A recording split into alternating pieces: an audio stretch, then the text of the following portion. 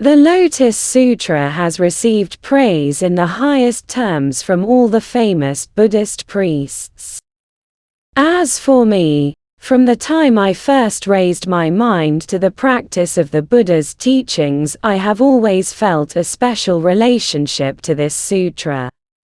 When I first accompanied some monks to pagoda Hoằng Khai in Tân An, I was offered a Chinese version of the Lotus Sutra by Monk Đạt Vương. Although I had not practiced the sutra before, I was overwhelmed with joy by this gift.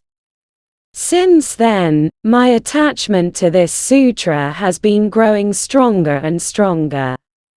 Only when I told my father about this, did I learn that he often recited the sutra, especially the Chapter Bodhisattva The Observer of the Worlds Cries during my mother's pregnancy with me. This gave me a strong feeling that I have listened to the sutra ever since I was in my mother's womb. The lotus seed, which my father had planted when I was still in a deep, unconscious fetal sleep, grew larger with the passing of time. At the age of 12, the age when other children still nestled securely in a mother's tender love, it blossomed into a powerful call for me to follow the path of a priest. Although it appeared as if things just happened, I had a strong belief that behind these incidents, a miracle was working to bring me closer and closer to the sutra as I progressed on my path of Buddhism.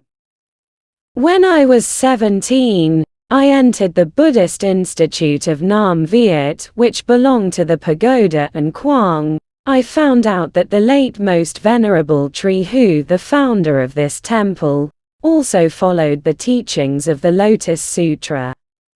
In addition, the man who sculpted this temple's statue of the Buddha Sakyamuni for this temple was also a devotee of the sutra.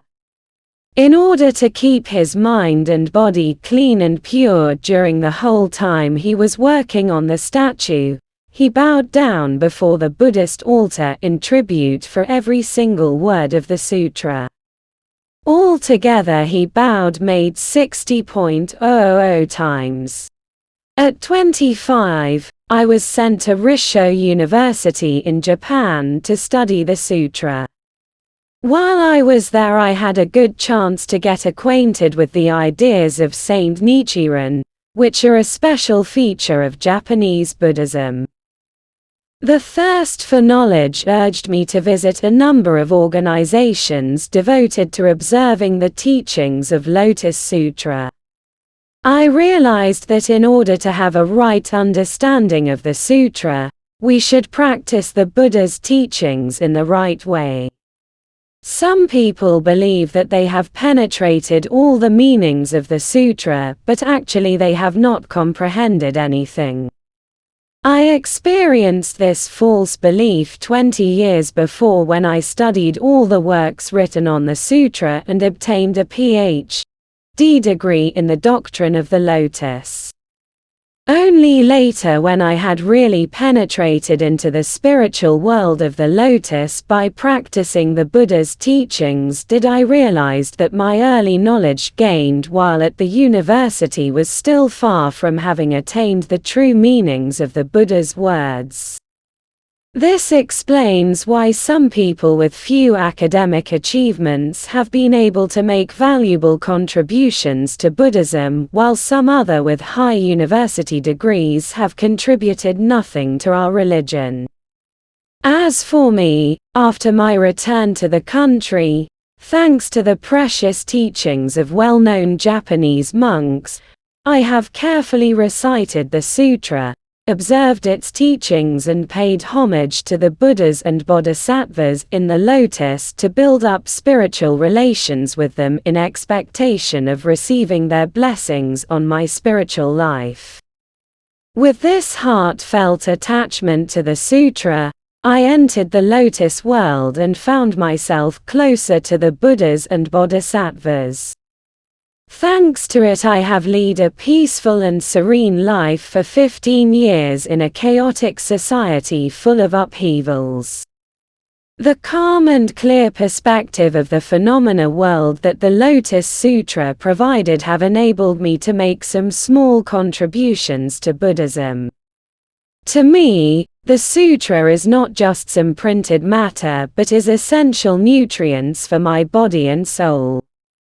With the view of the Lotus Sutra as my life, I have gained an insight into the Buddha's teachings and tried to apply them in my daily life. I would be very happy to share my fruitful experiences with those who have formed close ties with the sutra to use it as a torch to progress on the way to enlightenment.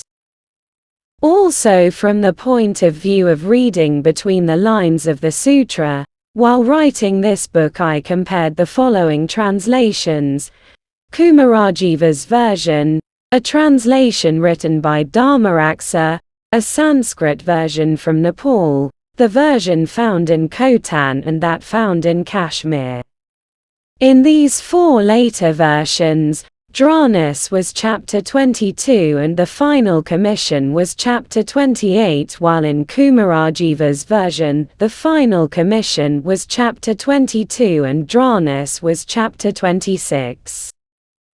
In my opinion, the order of the sutra's chapters should be like this: Chapter 21 The Supernatural Power of the Tathagata, Chapter 22 Dhranas, Chapter 23 Bodhisattva Medicine King, Chapter 24 Bodhisattva Wonder Sound, Chapter 25 The Observer of the Worlds Cries, Chapter 26 Story of King Resplendent, Chapter 27 Encouragement of the Bodhisattva Universal Virtues, Chapter 28 The Final Commission.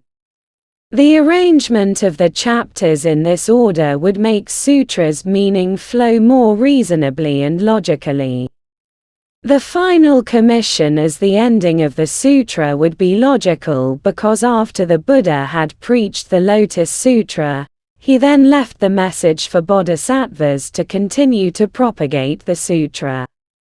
It would be illogical if after bequeathing his will for his disciples to spread the Lotus teachings, which were obviously his last words before the end of the Lotus Assembly, he would continue to preach the 6 following chapters: the Bodhisattva Medicine King, Bodhisattva Wonder Sound, the Observer of the Worlds Cries, the Story of the King Resplendent, Encouragement of the Bodhisattva Universal Virtues.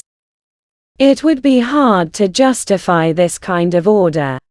From Chapter 21 The Supernatural Power of the Tathagata, the Buddha displayed his supernatural power.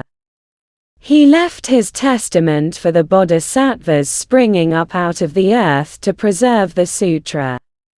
The phenomena were hard for people to believe and comprehend, and this triggered the Bodhisattva Medicine King on behalf of the assembly to question the Buddha why his spiritual powers and treasures were displayed only when preaching the lotus.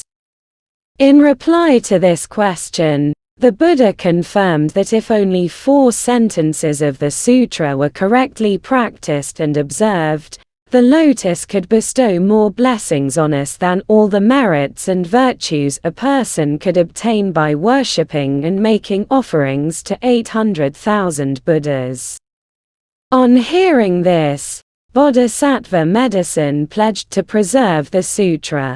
In addition, he Bodhisattva brave in giving, Vaisravana Heavenly King the Protector of the world-holding king, and the 10 Rakshasas also vowed to use their dhranas to support those who followed the path of the lotus.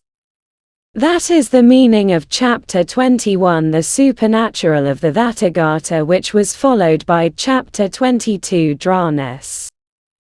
Since many monks in the assembly seemed suspicious of the Bodhisattva Medicine King, the Bodhisattva brave in giving, and other bodhisattvas' power to use dhranas to protect the lotus devotees, Bodhisattva King Flower begged the Buddha for an explanation. The Buddha told him about the previous lives of Bodhisattva Medicine King, Bodhisattva Wonder Sound, the Observer of the Worlds Cries, Bodhisattva King Resplendent and Bodhisattva Universal Virtues, and how these bodhisattvas had observed the teachings of Buddhism. This resulted in the flow from Chapter 22, Chapter 23 Bodhisattva Medicine King, Chapter 24 Bodhisattva Wonder Sound, Chapter 25 Bodhisattva the Observer of the Worlds Cries, Chapter 26 Story of Bodhisattva King Resplendent to Chapter 27 Bodhisattva Universal Virtues. After presenting the role models of the great bodhisattvas for them to follow, the Buddha left his testament for the great bodhisattvas to preserve and propagate the sutra and for his various manifestations as well as the stupa of treasure to come back to their original land. This is the reason for placing Chapter 28, the final commission, at the end of the sutra. In brief, the arrangement of the sutra's chapters as mentioned above is compatible with the flow of the sutra's meanings, and it is accepted by most of well-known monks and teachers.